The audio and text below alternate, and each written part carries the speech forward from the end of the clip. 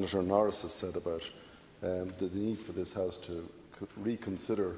the balance in relation to freedom of speech. I was struck during the week reading in the Sunday Independent a piece by Philip Ryan about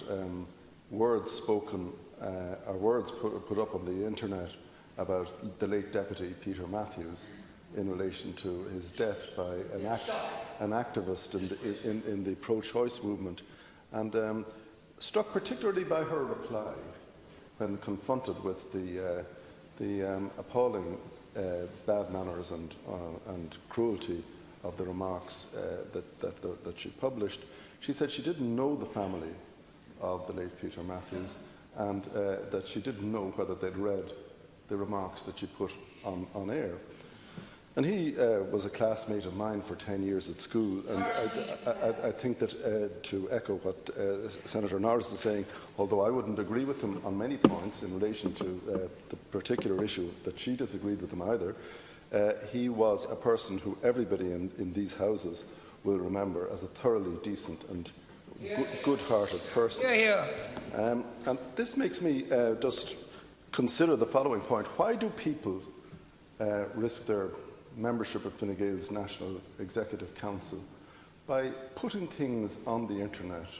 which they wouldn't dare put in a letter to the editor of the Evening Herald, let alone the Irish Times, and they know would never be published? Why do people consider that under either anonymity or the semi-anonymity of being obscurely identifiable, they can say things about other people which are just totally uninhibited? Things that you might, remarks that you might make over a pint in a pub,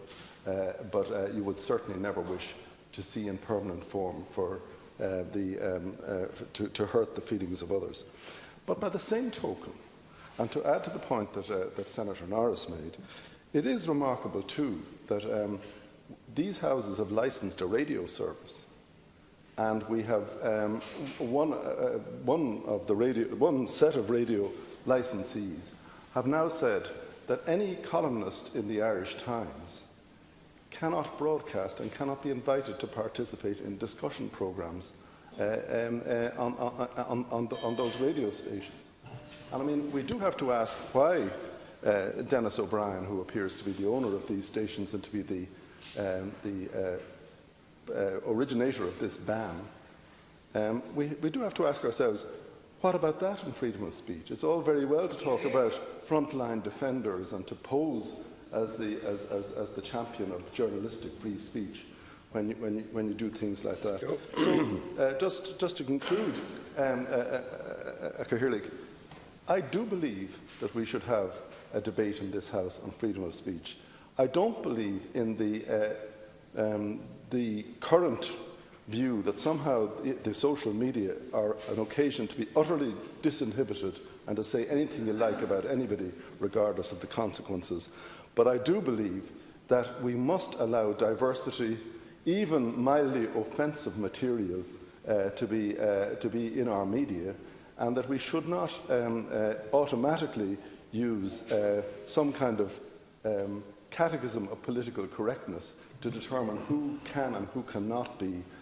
broadcasters or guests on radio stations, which we licence and which are required to be objective and fair in the matter of discussion. You're well over the time, Senator. Senator Neil O'Donnell.